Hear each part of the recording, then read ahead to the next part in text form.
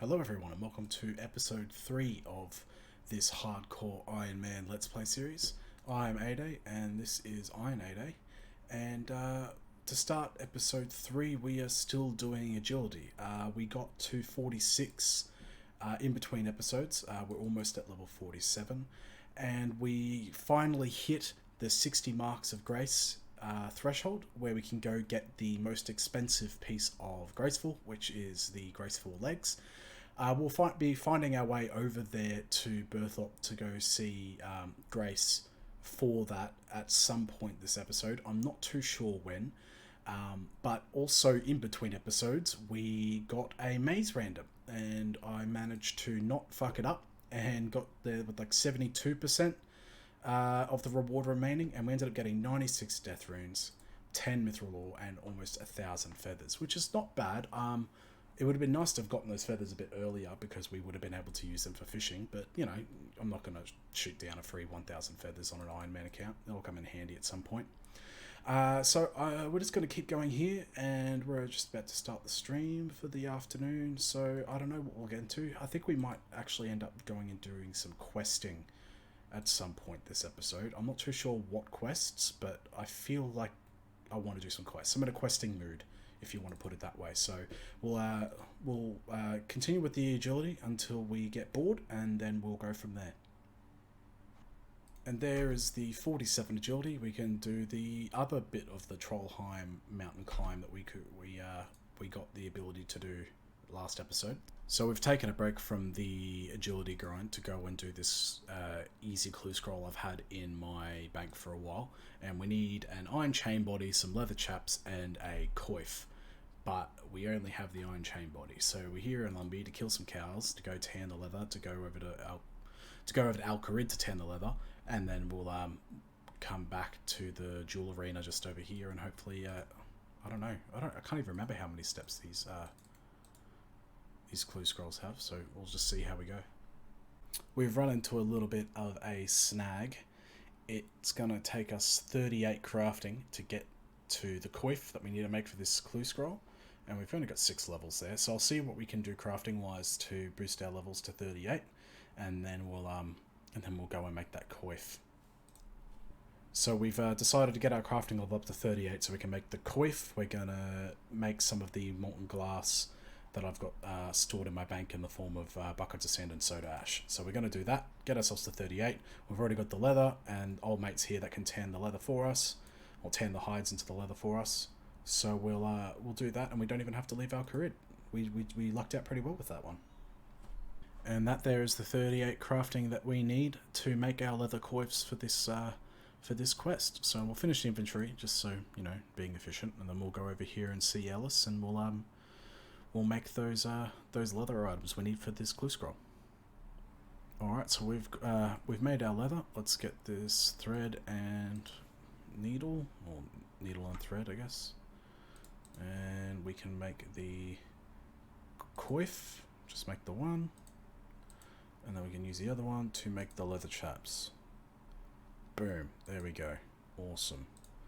So we can pop these in the clue tab because that's where they need to be. We'll grab the iron chain body and the 2 things we made. Grab the clue, and let's head over to the jewel arena. Actually, before we do that, we should probably take a look at the cat. We've got 10 minutes left on the cat. Alright, so we'll probably do that after the clue scroll. So we've run into a little issue where we don't have the 20 range needed to wear the coif. So we might as well get the 20 ranged. Just need to decide on where the hell I want to do that. So next recording you'll probably see me training range somewhere. So we've decided that in order to get to the 20 range needed to do this clue scroll, we're going to do a bit of questing rather than training. So we'll do the golem quest here. Here. We've got the requirements, so we can start that one, and then after that we'll do Shadow of the Storm, which will end up getting us to 32 ranged without having to train anything. So that's what we're going to do, and we'll see how all of that how that pans out. I think we might have a bit of trouble with the level 100 demon for for Shadow of the Storm. But I think we can take him. Maybe we safe spot him. We'll find out. Going through this quest, our cat became fully grown. So now we're just over here in Artie to trade him in to get some more death runes. So we've handed in our cat, and now we get another kitten, and we can continue on doing the Golem quest. So we have just finished the Golem quest and got ourselves 1000 crafting and thieving XP, but no levels there. And now we'll just go straight into it and try and finish the Shadow of the Storm without banking and see how well that goes. And now we start the Shadow of the Storm quest. So we've got everything we need in here. We're going to try and safe spot the demon, and if that doesn't work out, we can just take him on with the aday skimmy, and hopefully it'll work out okay. So we decided that we can't actually kill him properly, so we're going to have to flinch him the entire way through. And it took a little bit of learning of almost the entire inventory worth of food, but we found out that if we wait roughly about 5 seconds in between hits, so you see how his body moves forward, back, count that to 5, and come back in and hit him, and then get behind the thing again, he can't hit you with any of his attacks. So 3, 4, 5, click there, and then behind, and we just have to keep doing that until we get him down. So this is how we're going to beat him. So we did it. We finally flinched it, and we got it with our shot with the silver light, and we nailed it. It's exactly what we needed to do. It took us probably about 20 minutes or so to actually get through and do it. So what skills do we want to advance here? How much do we actually get? 10k experience in any combat skill other than prayer. What do we want to do it for? I think we have to do it in range. I think that's what we have to do. Let's just take a look and see. Pay to play range training. I was looking at this earlier, and I don't want to fuck this up, because originally we did this to get to 32 range, right? Shadow of the Storm. So if I look at my calculator here quickly, if we're current level 1 and we want to get to 20, it's only 4k. Alright, that's what we're doing. We're going arranged. Boom. 27 arranged. Awesome. Now we don't have to go through and do anything else. Nah, not defense. I was thinking about it, maybe, but the whole reason we did these quests, the Golem and Shadow of the Storm, is so that we could do an easy clue scroll. So now we're back at that point. We can go and do that easy clue scroll again. All right, let's do it. Everything we need, we've equipped it. Now we can go do this clue scroll step. So I don't know exactly where I need to do this. It must be at the front. So let's run around here quickly. I was just saying to the stream that we've spent literally 2.5 hours of grinding just to do this one easy clue scroll step. So let's see how we go. In here, let's bow. Let's talk to Uri. We got another clue scroll. Where we got to go? Falador Park. We got to play the song Tiptoe. Do we have it? We don't. Alright, let's find out how we can get this song, and we will go complete that step. So we didn't have the Tiptoe track that we needed to complete the quest. Not complete the quest, do the clue scroll. So we've just come to Drain a Mallet, gone down to the cellar, gotten the track, and now we can head back and continue with this easy clue scroll. Alright, we're here. Let's play this track and get the, what are we going to get? Another clue from Cecilia. What do we got now? Search the drawers upstairs at Varric East Bank. Awesome. It's even better because I already have the teleport runes on me. Let's go over here, and in real time we can do this other part of the clue scroll. Now, I really need to look up how many steps these are, but well, this will be step 3. Yeah, step 3. So let's see if this will be the one. Search.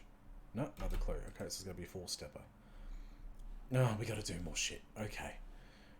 Sinclair Mansion. Let's go downstairs and see how many of these we actually have. I can make the leather cow. I know that, so that's not a problem. I can also make the iron scimitar, which is also not the problem. Do I have a blue wizard robe?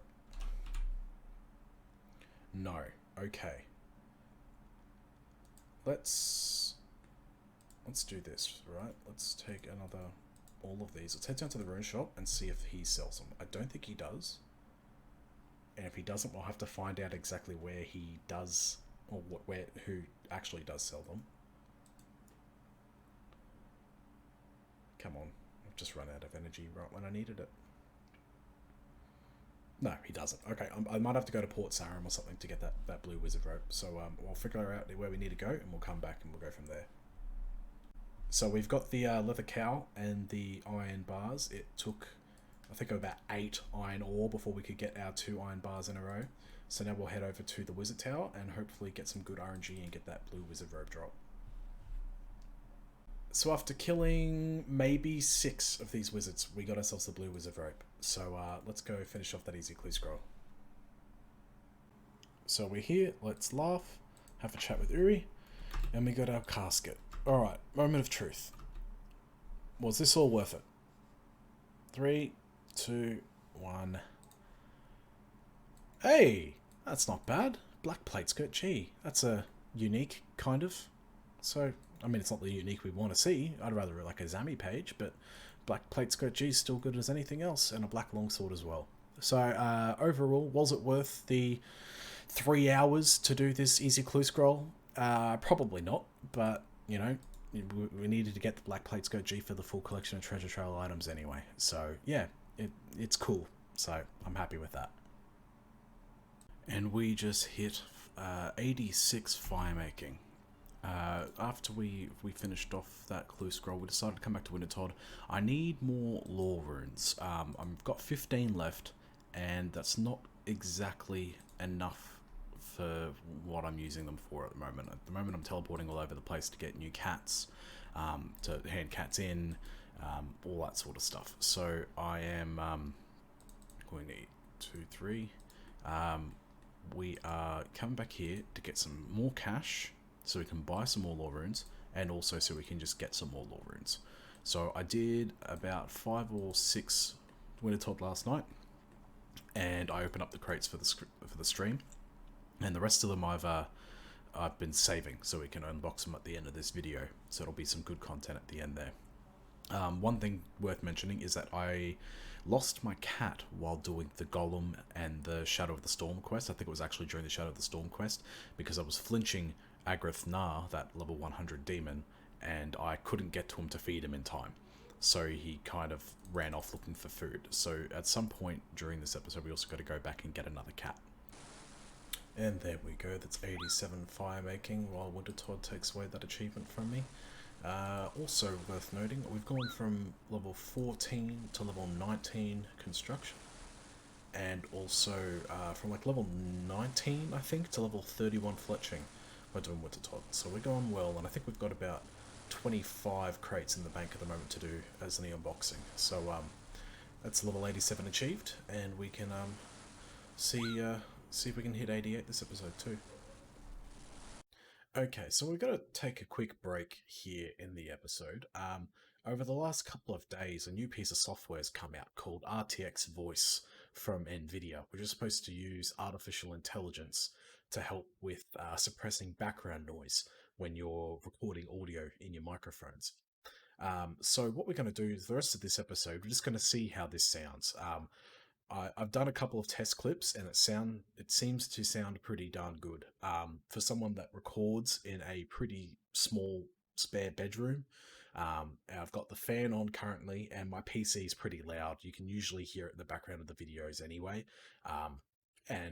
So it'll be interesting to see how all of this, how this goes in terms of the audio quality of the episodes. So yeah, from this point on for the rest of the episode, we're going to try using it, and leave a comment down in the comment section below what you think of it, because you can pretty easily hear every clip. And before this clip in the episode has been recorded normally, and every clip from here till the end of the episode is going to be using RTX Voice to suppress the background noise. So let me know how the audio quality sounds, and how, if you can hear anything in the background, and we'll see if we can make this a mainstay for the audio quality from this episode onwards. 88 fire making has been achieved. The next day, we get 89 fire making. And we're still in the middle of doing a little bit of a winter Todd grind. I'm not getting too bored of doing winter Todd, honestly. And to be honest with you, the construction XP and shit you get from fixing this is awesome. I'm at 24 construction, and I'm also at 41 fletching. So I think I might stick around here for a bit. I did get to 85 before last year, and I burnt myself out pretty darn good doing that.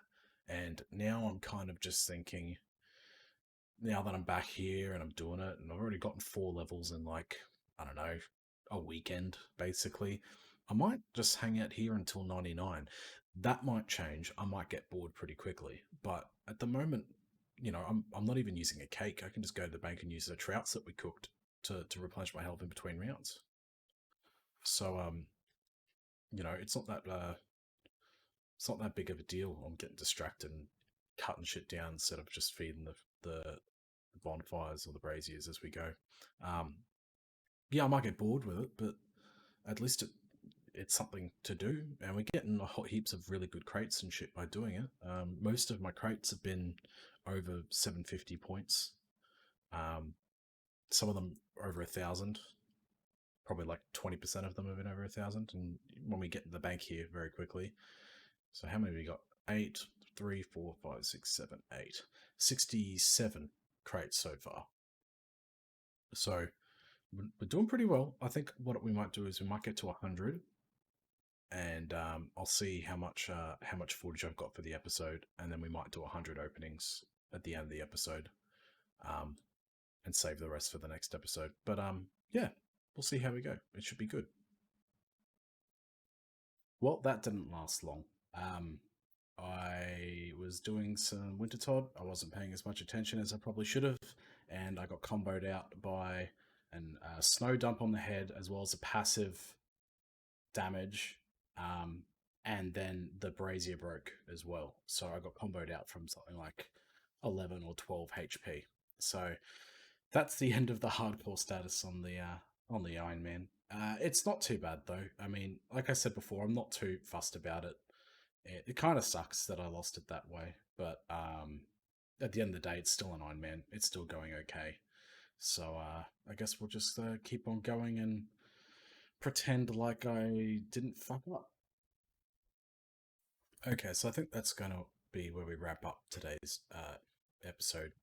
Episode 3, I think it is.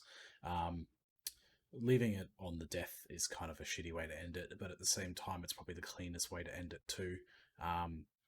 So this episode will still be called the Hardcore Iron Man series, but I think the next one will just change the title of the series to Iron Man series. We'll just keep going. Like I said before, I'm not too fussed about it. It kind of sucks that we lost it this way and this early, but at the same time, it is kind of a blessing in disguise if I don't care about the hardcore Iron Man status, because it means that we can go and do the wieldy achievement diaries. It means we can go out and do all the things that hardcore might have been scared to do in case they lost their status. So it's not that big of a loss. It kind of sucks we did this early, but that's all right. So we'll end the episode here. We'll do the winter Todd crates next episode as a nice way to start. It's a bit of a direct opposition to how this episode is ending. So make sure you click the like button and subscribe to the channel so you can keep finding the videos now that the series is changing.